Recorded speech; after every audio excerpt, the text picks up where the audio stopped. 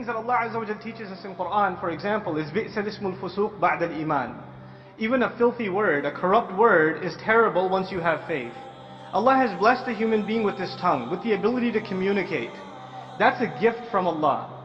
And we honor that gift by using this tongue for things that are noble. By speaking the truth, by speaking for justice, by not wasting and squandering this gift that Allah has given us. Now, when we speak to each other and we say hurtful things, it lasts in that moment.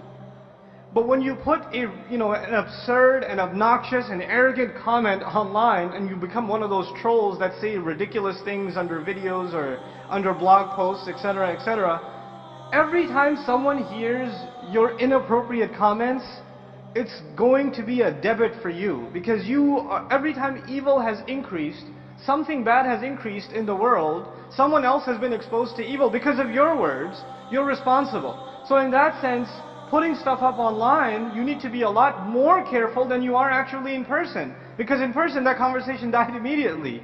So its sinful impact, maybe you're only accountable for it for that one moment. But when you put something up online, it's going to be visited and revisited and revisited and relived. And for every one of those occasions, you are answerable and I'm answerable. So we have to be careful about that from a spiritual point of view. The next thing I want to talk about is just, Allah Azza wa Jalla, He gives us certain social principles. Those principles, they applied in a society in Medina, and they apply in the United States in 2011, and they will apply 50 years from now. The ethical principles are universal and they're timeless. And some of those principles are things like not making fun of others. لا يسخر قوم من قوم عسى أن يكونوا خيرا منهم ولا نساء من نساء عسى أن يكون خيرا منهن. Don't make fun of each other. Maybe they're better than you. Don't let women make fun of other women. Maybe they're better than them. Don't call each other names. لا تلمزوا أنفسكم ولا تنابزوا بالألقاب. Don't accuse people of other things. Don't call each other all kinds of names. Now, if you put that as your constitution, your ethical code, your charter, this is how I'm gonna behave online, it would probably cut down 95% of your interaction. Not making fun of people. What else do you do on Facebook? Not accusing someone of something, not commenting on somebody's photo and say, "What were you wearing? God." Etc. That's all we do is poke fun at each other. That's 90% of the interaction. That's kind of the reason I got off of it, because all I was getting was just ridiculous stuff. But I've been remotivated to jump in again. Jazakallahu khairan. Then there's of course etiquette in discourse. When the Messenger sallallahu alaihi wasallam would hear the most obnoxious speech, Allah Azza wa Jalla had taught him etiquette. Respond, but respond in a cool, calm, collected, logical and patient fashion. What do? Some video gets posted, somebody who's paid or whatever says, "You Muslims are all terrorists," and some other troll gets on, "Oh yeah, we are terrorists, we're going to kill you."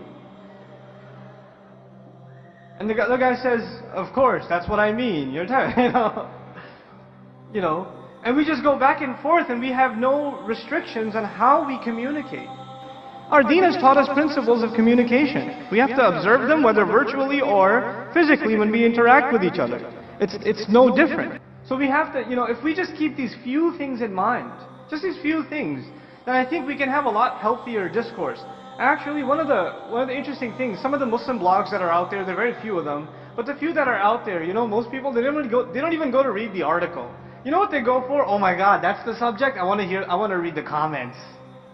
And there'll be like 30 pages of comments and back and forth and insults, and you go, "Oh snap, what's he gonna say now?" And you go back and forth like that. So this sort of thing, I think we need to mature out of. We need to move past. And we need to utilize this tool for the powerful thing that it is. Arab Spring, people, I mean, it's incredible. It's incredible that can happen. And what the potentials are for what we can do, the kinds of campaigns we can launch, Muslims can launch, for very particular kinds of conversations online, the potential is just enormous. It really is. But it requires all of us to really get our act together. I really commend the successful bloggers out there. I commend the successful YouTubers out there. People like Baba Ali. I respect that a lot. Because we do need that kind of creativity.